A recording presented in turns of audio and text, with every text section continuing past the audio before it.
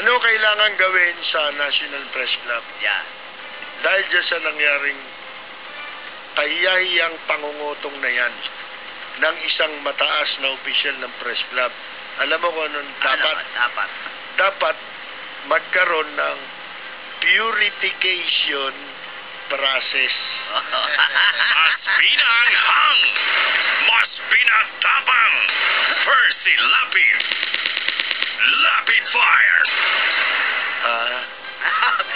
Purification. Di ba Ares Gutierrez? Kaibigan ko si Ares nandun sa Middle East. Kilala rin niya yan eh.